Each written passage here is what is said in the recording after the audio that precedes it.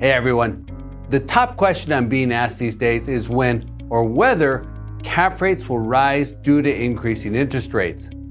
Many investors think there's a direct correlation between cap rates and interest rates, that borrowing costs will drive investor purchase decisions, and because of that, sellers need to lower prices and raise cap rates on the properties they sell in order to clear the market.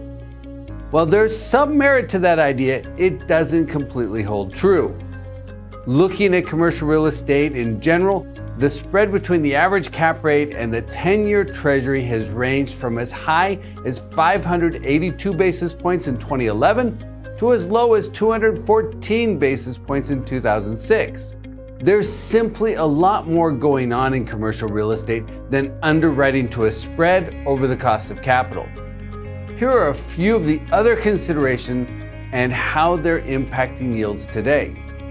First, how much capital is active in the market? Sometimes there's a shortage of capital, like during and immediately after the financial crisis. When there's a shortage of capital, cap rates tend to rise and the yield spread tends to widen.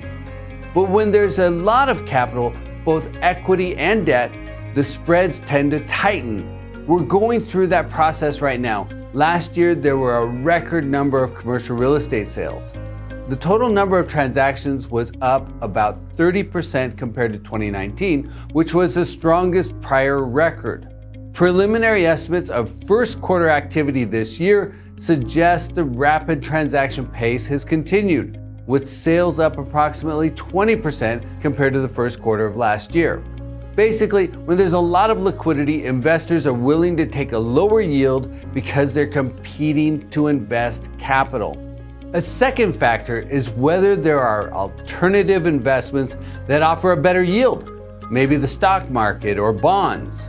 Given that the S&P 500 has fallen more than 16% since peaking at the end of 2021, more capital may pursue the stable returns offered by commercial real estate.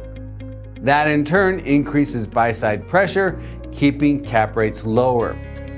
A third factor is upside potential, either through market momentum and strengthening fundamentals or through investor value add. For example, industrial property absorption has averaged nearly 300 million square feet per year for the last 10 years, and it surged to 550 million square feet last year, driving the vacancy rate to an all-time low and boosting rent growth. Given the exceptional momentum, investors remain aggressive in their industrial acquisitions, keeping pressure on cap rates. Likewise, investors continue to pursue value-add real estate, paying a premium on existing revenues with the intention of raising returns over the next year or two. Finally, we need to consider demographics. As baby boomers retire, they're looking for reliable cash flow, and commercial real estate, especially single-tenant net lease properties, fits that role. Retiring investors leveraging 1031 exchanges are a significant driver in this arena.